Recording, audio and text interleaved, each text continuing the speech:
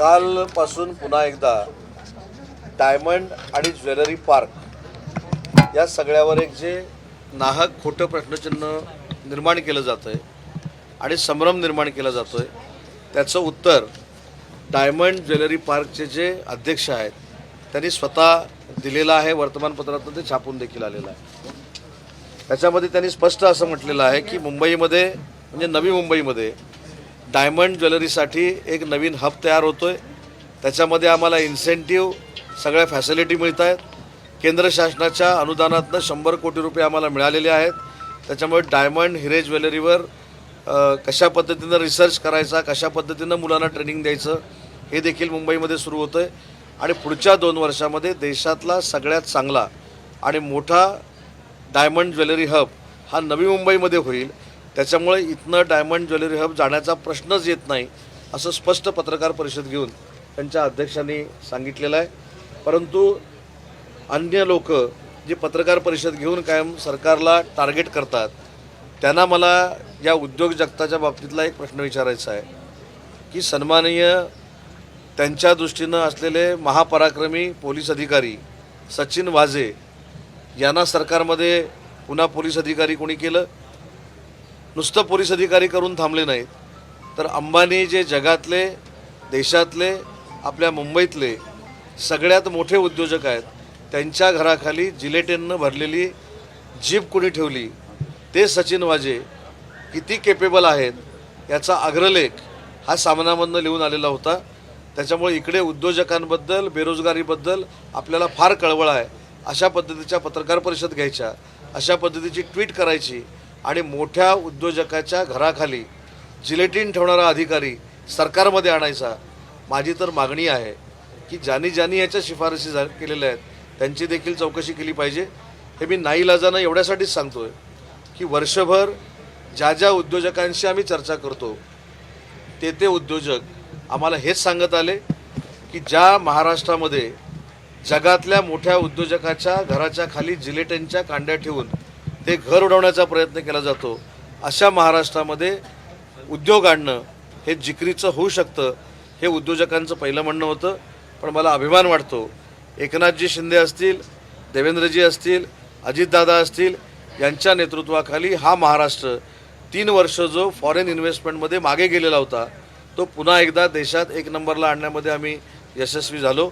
आणि म्हणून मला काही लोकांना विनंती करायची आहे की टीकेसाठी टीका करण्यापेक्षा आपण सरकारमध्ये असताना काय नक्की झालेलं आहे हे देखील जनतेला माहिती आहे.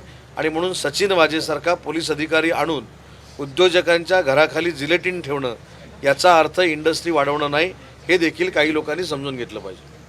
सर, मराठा समाजाने मनोज जरांगे यांनी आक्रमक भूमिका घेतलेली आहे. 31 ऑक्टोबरपासून गावागावामध्ये आमरण उपोषण करा अशा पद्धतीचं एक आवाहन त्यांनी मराठा समाजाने केलेलं आहे. दुसरीकडे अजित पवार हे माळेगावमध्ये जाणार होते, पण तिथंही मराठा समाजाने त्यांना विरोध केला. त्यांना दौरा रद्द करावा लागलेला होता. कुठेतरी वातावरण आणखीन चिघळत चाललेलं आहे. नक्की वातावरण थोडं बिघडत चाललं आहे, हे तुमचं म्हणणं बरोबर आहे. सरकारला मराठा समाजाला नक्की आरक्षण द्यायचं आहे, परंतु जे आरक्षण सरकारच्या माध्यमातून दिलं जाईल हे कोर्टामध्ये टिकणारं असलं पाहिजे, ही आमची सगळ्यांची भूमिका आहे. आणि मराठा समाजाला आरक्षण शिंदे, फडणवीस आणि अजितदादा देऊन दाखवतील. पण मागच्या थोड्या इतिहासामध्ये मराठा समाज बांधवांनी जाण्याची गरज आहे. महाराष्ट्र राज्याचे मुख्यमंत्री देवेंद्रजी होते त्यावेळी मराठा समाजाला आरक्षण दिलं गेलं होतं, ते हायकोर्टामध्ये टिकलं होतं. परंतु सरकार बदललं, मराठा आरक्षणाच्या समितीचे अध्यक्ष बदलले. ज्या मराठा समितीच्या अध्यक्षांवर कायमस्वरूपी मराठा समाजाच्या पुढाऱ्यांनी आरोप केले की त्यांना वेळ देखील नाही मराठा समाजासाठी, अशा माणसाच्या हातामध्ये मराठा आरक्षणाचं नेतृत्व गेलं. मुख्यमंत्र्यांनी पाहिजे तसे एफर्ट्स घेतले नाहीत, म्हणून सुप्रीम कोर्टामध्ये हे आरक्षण टिकू शकलं नाही, याची देखील मराठा समाजाला पूर्ण जाणीव आहे. आणि म्हणून मंत्रिमंडळातला एक मंत्री म्हणून मी देखील मराठा समाजाला आवाहन करतो की शांततेच्या मार्गानं आंदोलन करावं. मराठा समाजाला आरक्षण टिकणारं शिंदे, फडणवीस आणि अजितदादा देऊन दाखवतील, ही काळ्या दगडावरची रेघ आहे. पण मंत्र्यांना जे आहे त्यांच्या मतदारसंघात देखील जायला मिळत नाहीये. बारामती बालेकिल्ला अजित पवारांचा आहे, पण त्यांना आज ह्या मराठा समाजाच्या रोषाला बघता त्यांना बारामतीमध्ये देखील जाता आलं नाही. आज एक महत्त्वाची गोष्ट अशी आहे की लोकशाहीच्या मार्गानं ते आंदोलन करतायत. काही गोष्टींमुळे उद्रेक होणं स्वाभाविक आहे. त्याच्यामध्ये स्वतः मुख्यमंत्री महोदय पुढाकार घेऊन, दोन्ही उपमुख्यमंत्री महोदय पुढाकार घेऊन मार्ग काढतील. शेवटी संवादाची दारं ही खुली असली पाहिजेत. संवादच बंद झाला तर कायदा आणि सुव्यवस्था देखील बिघडू शकते.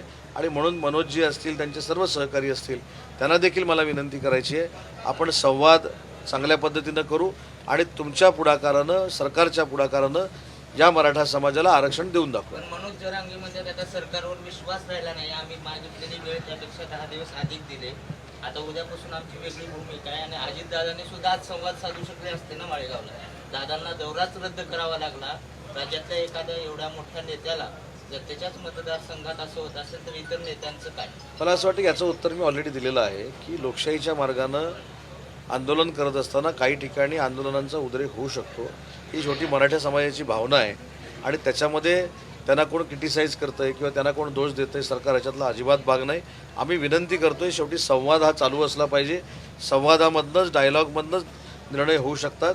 आणि मी खात्रीला एक सांगतो की महाराष्ट्र राज्याचे मुख्यमंत्री आणि दोन्ही उपमुख्यमंत्री अतिशय चांगल्या पद्धतीनं टिकणारं आरक्षण मराठा समाजाला देऊन दाखवतील. आदित्य ठाकरे म्हणताय तुम्हाला तुमचं खातं सांभाळता येत नाही आणि तुम्ही आम्हाला काय सांगताय, इंडस्ट्री बाहेर गेलेली आहे, तुमच्यावर टीका करताय असं कोण म्हणतं? आदित्य ठाकरे. आत्ता प्रेस घेतलेली आहे. माझ्या बाजूला व्यापार आणि उद्योगाच्या महाराष्ट्राच्या संघटनेचे अध्यक्ष बसलेले आहेत. मला असं वाटतं की त्यांच्या प्रश्नाला मी उत्तर देण्यापेक्षा हे उत्तर चांगलं देऊ शकतो. उदय सामंत उद्योगमंत्री झाल्यानंतर 35 वर्षाच्या इतिहासातले सर्वाधिक प्रश्न यांच्या कारकिर्दीत सोडवले गेले. नवीन उद्योगांना सर्वाधिक प्रोत्साहन यांच्या कारकिर्दीत मिळालं. आज अशा प्रकारचे व्यापार उद्योगाचे प्रदर्शनं हे उद्योग खात्याच्या सहकार्यानं राज्यात आयोजित होतात. आम्ही संयुक्त आयोजक आहोत आणि उद्योग खातं प्रमोट करते व्यापार उद्योगाला. आणि नवीन उद्योग आणण्यासाठी आम्हाला इंडोनेशियाला पाठवलं. तिथं आम्ही 12 करार करून आलो नवीन उद्योग महाराष्ट्रात येण्यासाठी. त्यामुळे हे सरकार उद्योगाला पूरक अशी भूमिका घेते. प्रत्येक जिल्ह्यामध्ये आम्हाला जागेवर निर्णय देणारा पहिला उद्योगमंत्री आम्ही बघितलेला आहे. हे राज्याच्या उद्योग क्षेत्राची शिखर संस्थेचा अध्यक्ष या नात्याने जबाबदारीनं सांगतोय, आमचं उद्योगाचं प्रलंबित असलेलं अनुदान आम्हाला कुठलाही नया पैसा खर्च न करता आमच्या खात्यात जमा झालं. 2-2 वर्ष पेंडिंग असलेलं अनुदान. त्या उद्योग खात्याला आज या सरकारवर पूर्ण विश्वास आहे. राज्याचे उद्योगमंत्री म्हणून उदय सामंत यांनी सर्वाधिक दौरे करून सर्वाधिक प्रश्न सोडवलेले आहेत. आणि एवढा कार्यक्षम उद्योगमंत्री या राज्याच्या उद्योग क्षेत्राला नेहमी क्रमांक 1 वर ठेवल याचा आम्हाला विश्वास आहे. आता बघा, ही योगायोगानं, सुरतला गेलेली ऐका ना सर, आता हा योगायोग आहे. मला माहीत नव्हता हा तुम्ही मला प्रश्न विचारणार आहे आणि ललित गांधींना देखील नव्हतं. मला असं वाटतं की ह्याच्या सर्टिफिकेटपेक्षा दुसऱ्याच्या कोणाची सर्टिफिकेटची मला अजिबात आवश्यकता नाही.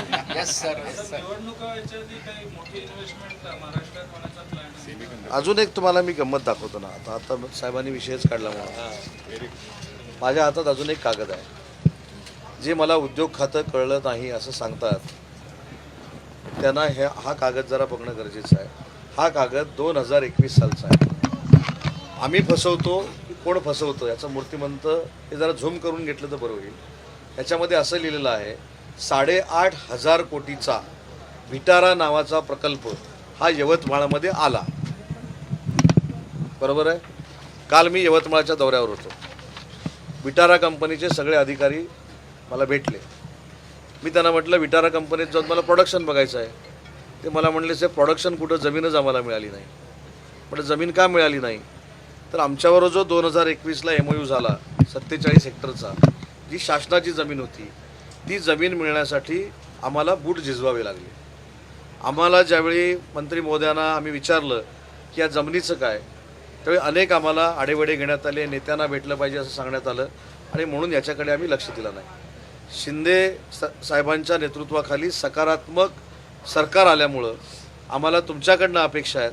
आम्हाला ही जर 47 हेक्टर जमीन मिळाली तर 8,500 कोटीचा प्रकल्प आम्ही त्या ठिकाणी सुरू करू शकतो. आणि मला सांगताना आनंद होतो आहे की आम्ही 2 दिवसामध्ये 47 हेक्टर जमीन त्यांना देण्याचा निर्णय घेतला. 30 तारखेला शासन आपल्या दारी हा कार्यक्रम यवतमाळमध्ये आहे. त्याच्यामध्ये आम्ही जमिनीचा जो काही करार आहे तो देखील आम्ही कंपनीशी करतो आहे आणि ही गेलेली कंपनी पुन्हा एकदा यवतमाळमध्ये आणतो आहे. त्याच्यामुळे तुमच्या पण लक्षात आलं असेल की पत्रकार परिषद घेणारे किती खोटं बोलतात. हे कागद माझ्याकडे आहेत. आणि मला उद्योग खातं कळलं नाही तरी चालेल, माझ्या एंटी चेंबरमध्ये कोण नाही आलं तरी चालेल, इन्सेंटिव्हसाठी मला कोण नाही भेटलं तरी चालेल, पण त्या पद्धतीचं 7.5 वर्षातलं उद्योग खातं मला चालवायचं नाही. Thank you sir.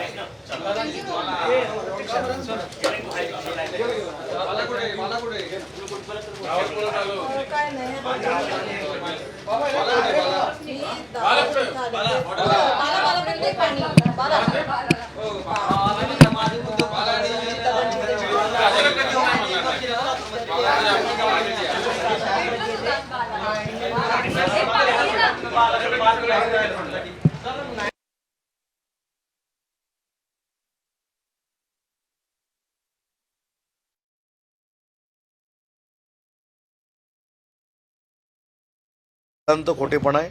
म्हणून मला असं वाटतं की जे वर्तमानपत्रातनं डायमंड असोसिएशनच्या अध्यक्षांनी दिलेलं पत्र आहे त्याच्यातच सगळी पोलखोल झालेली आहे. त्याचं उत्तर त्यांनी दिलं पाहिजे. आणि दुसरी एक महत्त्वाची त्याच्यात गोष्ट अशी आहे की मी जर एक उद्योजक आहे किंवा गांधीसाहेब एक उद्योजक आहेत तर त्यांना महाराष्ट्रामध्ये सुद्धा धंदा करण्याचा अधिकार आहे, गुजरातमध्ये देखील करण्याचा अधिकार आहे आणि जगाच्या कुठच्याही पातळीवर धंदा करण्याचा अधिकार आहे. त्याच्यामुळं एखादा व्यापारी आपल्या एक्सपान्शनसाठी दुसऱ्या राज्यामध्ये गेला त्याची पण बोंबाबोंब करायची आणि उद्योग जगतावर आपलं प्रचंड प्रेम आहे, उद्योजक हे आमच्यामुळंच महाराष्ट्रामध्ये आहेत असं दाखवण्याचा एक केविलवाणा प्रयत्न करायचा हे चुकीचं आहे. आणि म्हणून सचिन वाझेनं जिलेटिन अंबानींच्या घराखाली का ठेवली याचं उत्तर आज ना उद्या युवा वर्गाला महाराष्ट्रातल्या या पत्रकार परिषद घेणाऱ्या लोकांना द्यावे लागेल. 2 मिनिटं सर, फक्त कॅमेरे लागले नाहीये. ओके. कालपासून पुन्हा एकदा डायमंड आणि ज्वेलरी पार्क या सगळ्यावर एक जे नाहक खोटं प्रश्नचिन्ह निर्माण केलं जातं आहे आणि संभ्रम निर्माण केला जातो आहे त्याचं उत्तर डायमंड ज्वेलरी पार्कचे जे अध्यक्ष आहेत त्यांनी स्वतः दिलेलं आहे. वर्तमानपत्रातून ते छापून देखील आलेलं आहे.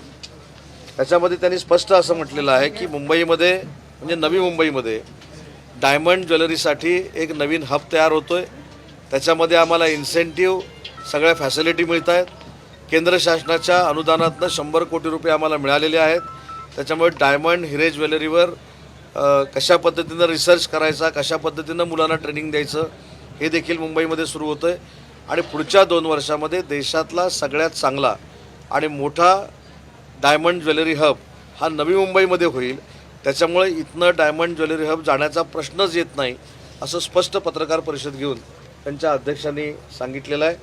परंतु अन्य लोक जे पत्रकार परिषद घेऊन कायम सरकारला टार्गेट करतात त्यांना मला या उद्योग जगताच्या बाबतीतला एक प्रश्न विचारायचा आहे की सन्माननीय त्यांच्या दृष्टीनं असलेले महापराक्रमी पोलीस अधिकारी सचिन वाझे यांना सरकारमध्ये पुन्हा पोलीस अधिकारी कोणी केलं? नुसतं पोलीस अधिकारी करून थांबले नाहीत तर अंबानी जे जगातले देशातले आपल्या मुंबईतले सगळ्यात मोठे उद्योजक आहेत त्यांच्या घराखाली जिलेटिननं भरलेली जीप कोणी ठेवली ते सचिन वाझे किती केपेबल आहेत याचा अग्रलेख हा सामनामधनं लिहून आलेला होता.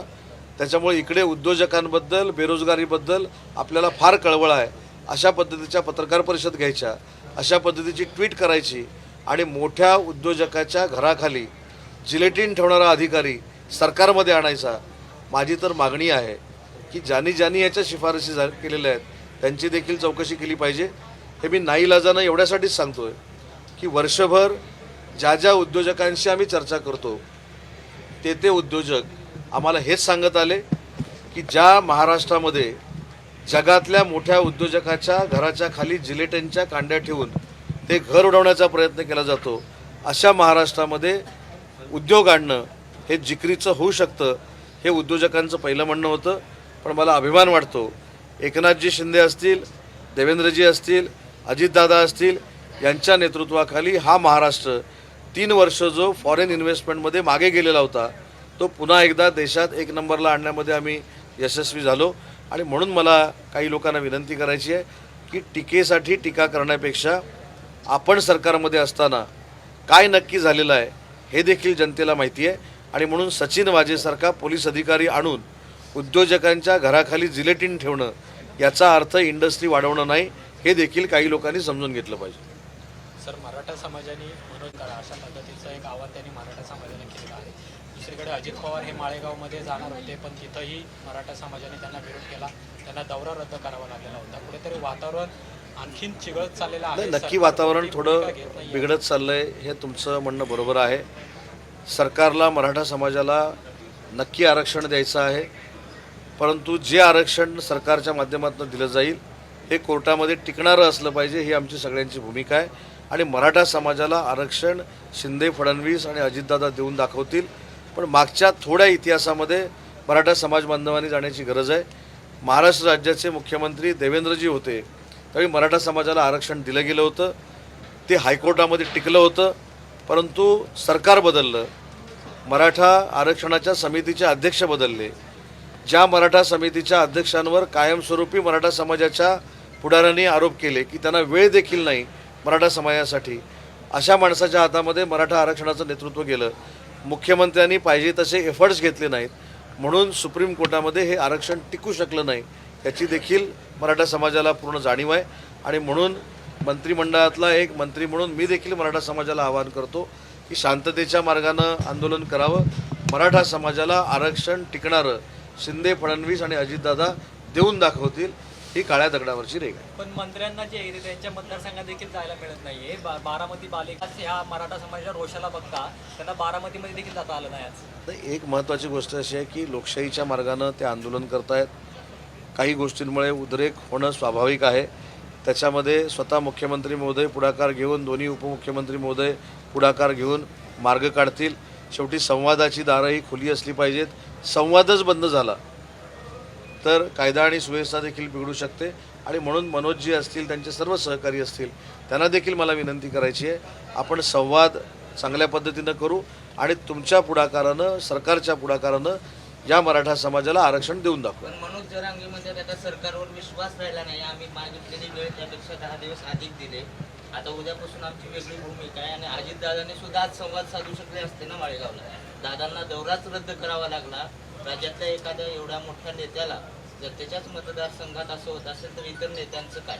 मला असं वाटतं की याचं उत्तर मी ऑलरेडी दिलेलं आहे की लोकशाहीच्या मार्गानं आंदोलन करत असताना काही ठिकाणी आंदोलनांचा उद्रेक होऊ शकतो. ही शेवटी मराठा समाजाची भावना आहे आणि त्याच्यामध्ये त्यांना कोण क्रिटिसाइज करतं आहे किंवा त्यांना कोण दोष देतं आहे, सरकार याच्यातला अजिबात भाग नाही. आम्ही विनंती करतो आहे, शेवटी संवाद हा चालू असला पाहिजे. संवादामधनंच, डायलॉगमधनंच निर्णय होऊ शकतात. आणि मी खात्रीला एक सांगतो की महाराष्ट्र राज्याचे मुख्यमंत्री आणि दोन्ही उपमुख्यमंत्री अतिशय चांगल्या पद्धतीनं टिकणारं आरक्षण मराठा समाजाला देऊन दाखवतील. आदित्य ठाकरे म्हणताय तुम्हाला तुमचं खातं सांभाळता येत नाही आणि तुम्ही आम्हाला काय सांगताय, इंडस्ट्री बाहेर गेलेली, तुमच्यावर टीका करताय. असं कोण म्हणतं? आदित्य ठाकरे. आत्ता प्रेस घेतलेली. माझ्या बाजूला व्यापार आणि उद्योगाच्या महाराष्ट्राच्या संघटनेचे अध्यक्ष बसलेले आहेत. मला असं वाटतं की त्यांच्या प्रश्नाला मी उत्तर देण्यापेक्षा हे उत्तर चांगलं देऊ शकतो. उदय सामंत उद्योगमंत्री झाल्यानंतर 35 वर्षाच्या इतिहासातले सर्वाधिक प्रश्न यांच्या कारकिर्दीत सोडवले गेले. नवीन उद्योगांना सर्वाधिक प्रोत्साहन यांच्या कारकिर्दीत मिळालं. आज अशा प्रकारचे व्यापार उद्योगाचे प्रदर्शनं हे उद्योग खात्याच्या सहकार्यानं राज्यात आयोजित होतात. आम्ही संयुक्त आयोजक आहोत आणि उद्योग खातं प्रमोट करते व्यापार उद्योगाला. आणि नवीन उद्योग आणण्यासाठी आम्हाला इंडोनेशियाला पाठवलं. तिथं आम्ही 12 करार करून आलो नवीन उद्योग महाराष्ट्रात येण्यासाठी. त्यामुळे हे सरकार उद्योगाला पूरक अशी भूमिका घेते. प्रत्येक जिल्ह्यामध्ये आम्हाला जागेवर निर्णय देणारा पहिला उद्योगमंत्री आम्ही बघितलेला आहे. हे राज्याच्या उद्योग क्षेत्राचे शिखर संस्थेचा अध्यक्ष या नात्याने जबाबदारीनं सांगतोय, आमचं उद्योगाचं प्रलंबित असलेलं अनुदान आम्हाला कुठलाही नया पैसा खर्च न करता आमच्या खात्यात जमा झालं. 2-2 वर्ष पेंडिंग असलेलं अनुदान. त्या उद्योग खात्याला आज या सरकारवर पूर्ण विश्वास आहे. राज्याचे उद्योगमंत्री म्हणून उदय सामंत यांनी सर्वाधिक दौरे करून सर्वाधिक प्रश्न सोडवलेले आहेत आणि एवढा कार्यक्षम उद्योगमंत्री या राज्याच्या उद्योग क्षेत्राला नेहमी क्रमांक 1 वर ठेवल याचा आम्हाला विश्वास आहे.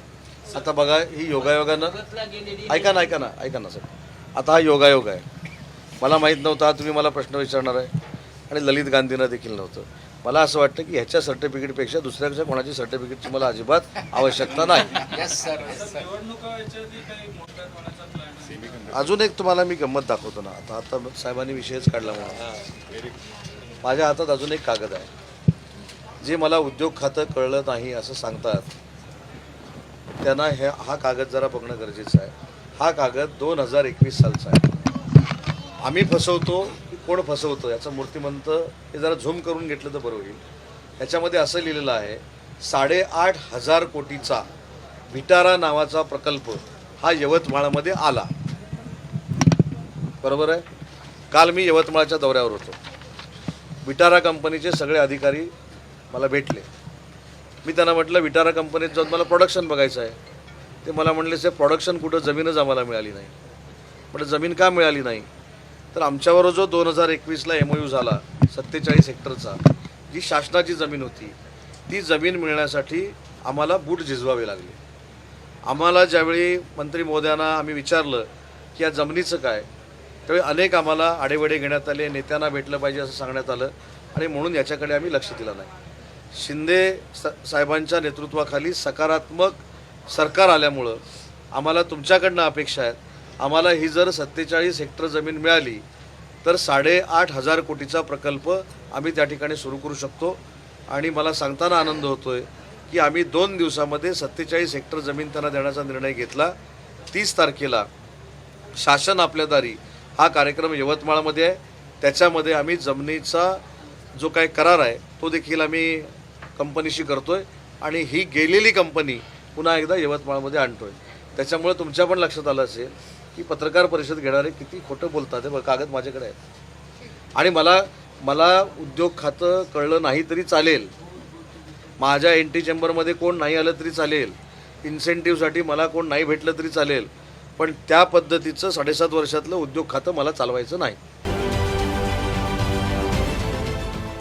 देश विदेशातील प्रत्येक घडामोडींचे लाईव्ह अपडेट मिळवण्यासाठी आता साम टीव्हीच्या सर्व सोशल मीडिया प्लॅटफॉर्मला लाईक, फॉलो आणि सबस्क्राईब करा. तसंच सर्व नोटिफिकेशनसाठी बेल आयकॉन प्रेस करायला विसरू नका.